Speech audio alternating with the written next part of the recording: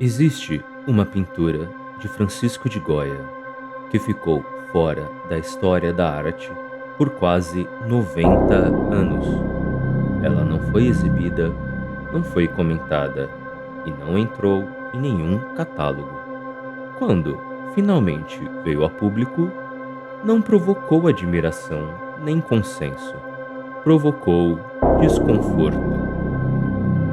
Então, a pergunta é clara: por que uma pintura de um dos artistas mais importantes da história parece não ter sido feita para ser vista?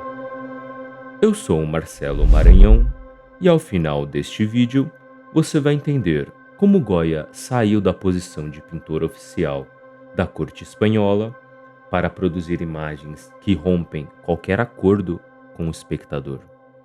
E, principalmente, porque uma obra específica, a visão fantasmagórica, não se encaixa nem em suas pinturas mais conhecidas, nem mesmo em sua fase mais sombria. Durante grande parte da vida, Goya foi um pintor plenamente integrado ao seu tempo. Trabalhou para a corte, produziu retratos oficiais, cenas históricas e imagens pensadas para circulação pública. Sua pintura respondia a encomendas, expectativas sociais e reconhecimento institucional. Esse Goya produzia imagens organizadas, compreensíveis e destinada ao olhar do outro. Era uma pintura feita para ser vista, comentada e julgada pela sociedade. Esse percurso muda após uma doença grave que deixa Goya surdo.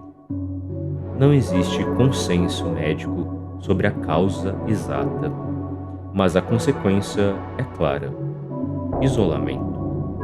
A perda da audição altera sua relação com o mundo exterior e, aos poucos, também com a própria pintura. A partir deste momento, a arte de Goya começa a perder interesse em explicar a realidade. Ela passa a registrar percepções internas, estados mentais e sensações menos organizadas. É nesse contexto que surgem as pinturas negras. Após se afastar da vida pública, Goya se muda para uma casa nos arredores de Madrid, conhecida como Quinta del Sordo. Ali, ele passa a pintar diretamente nas paredes do interior da casa. Essas obras não foram encomendadas, não foram assinadas e não foram pensadas para circulação. Tudo indica que não havia intenção de exibição. São imagens produzidas para um espaço privado, onde o único espectador possível era o próprio artista. Nessas pinturas, Goya abandona a ideia de que a imagem precisa contar uma história reconhecível. Não há começo, meio e fim, nem personagens que conduzam o olhar do espectador. Em Saturno devorando seu filho, a violência não funciona como alegoria moral, nem como alerta simbólico. Ela aparece de forma crua, sem justificativa narrativa. Em O Grande Bode, o ritual não conduz a revelação alguma e não organiza crenças ou significados claros. O espectador observa, mas não é guiado. Essas imagens não ensinam nada.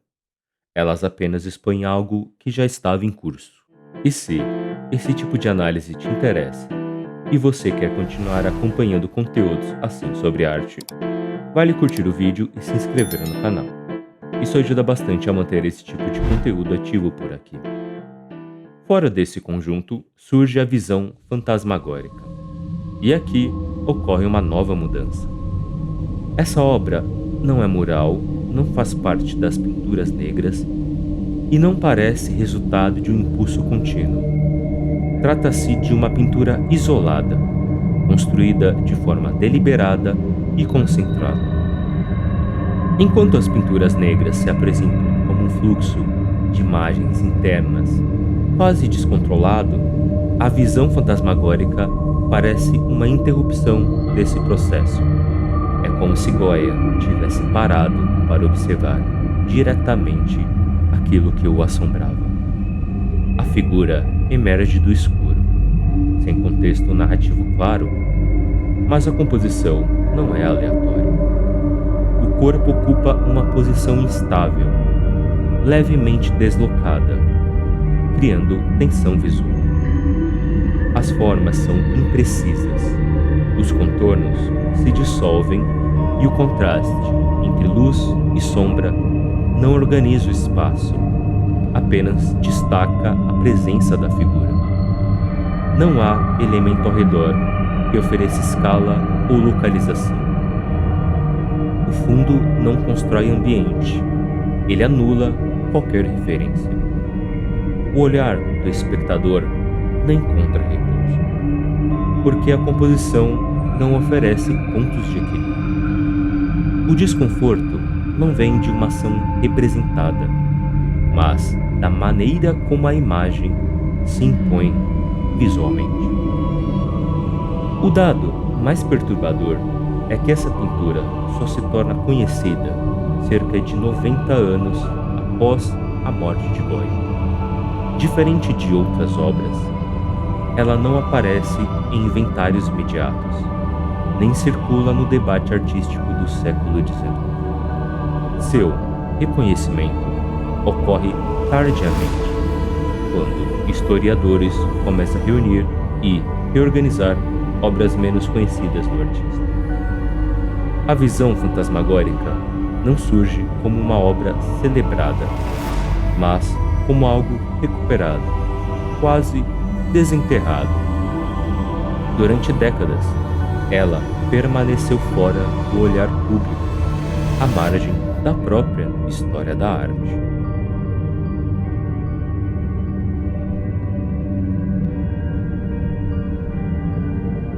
Talvez Goya não tenha escondido esta pintura.